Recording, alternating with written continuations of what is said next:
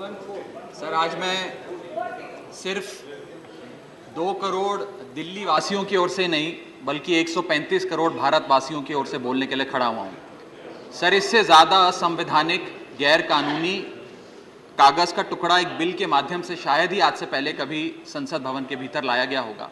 और अपना वक्तव्य शुरू करने से पहले मैं महाभारत के एक अंश का वर्णन करना चाहूँगा जिसे रामधारी सिंह दिनकर ने एक बहुत ही महत्वपूर्ण कविता में लिखकर बताया है, जिसमें भगवान श्री कृष्ण एक शांति दूत बनके पांडवों की ओर से हस्तिनापुर जाते हैं शांति का प्रस्ताव लेकर। कवि लिखते हैं, मैत्री की राह बताने को, सबको सुमार्ग पर लाने को, दुर्योधन को समझाने को, भीषण विध्वंस बचाने को, भगवान हस्तिनापुर आए, पांडव का संदेशा लाए। भगवान कहते हैं, दो न्याय अगर तो आधा दो, पर इसमें भी यदि बाधा हो तो दे दो केवल 5 ग्राम, रखो अपनी धरती तमाम, हम वहीं खुशी से खाएंगे, परिजन पर हंसी ना उड़ाएंगे। पर दुर्योधन वो भी दे ना सका, आशीष समाज की ले ना सका, उल्टा हरि को बांधने चला, जो असाध्य था उसे साधने चला, जब नाश मनुष्य पर छाता है पहले विवेक मर जाता। सर, इसमें दिल्ली बिल का सार है। सर, हम न्याय की गुहार लगाने आपके सामने आए हैं, अपने हक मांगने आए हैं, अपने हक से ज्यादा मांगने नहीं आए। सर, मैं अपने वक्तव्य को 3 भाग में बांटता हूं। पहला कि यह बिल कैसे एक राजनीतिक धोखा है, पॉलिटिकल फ्रॉड है। दूसरा, यह कैसे एक संवैधानिक पाप है, कॉन्स्टिट्यूशनल सिन है। और तीसरा कि यह एडमिनिस्ट्रेटिव लॉकजैम यानी कि प्रशासनिक गतिरोध दिल्ली में कैसे पैदा कर देता है। सर, पहला राजनीतिक धोखा, यह कहानी है सर 1977 से लेकर 2015 की।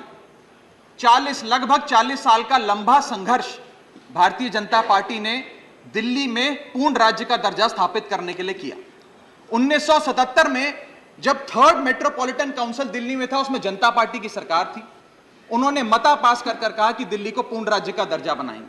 लगातार पूर्ण राज्य की दर्जे की मांग करते करते ये 1989 का लोकसभा का मैनिफेस्टो मैं बीजेपी का लाया हूं।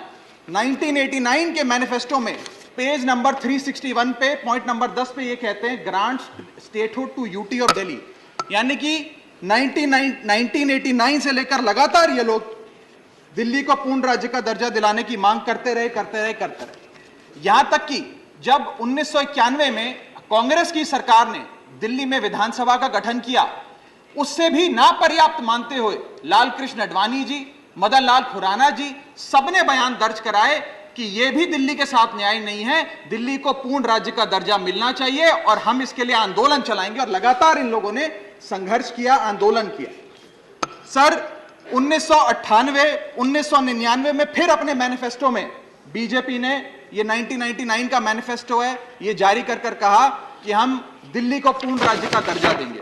Page number 132 point number 31, we will give full statehood to Delhi. Sir, इन लोगों ने बड़ा आंदोलन चलाया, संघर्ष किया, सड़कों पे लाठियां खाई, न जाने क्या क्या किया दिल्ली को पूर्ण राज्य का दर्जा दिलाने के लिए। और अंततः वो दिन आया जिस दिन वाजपेयी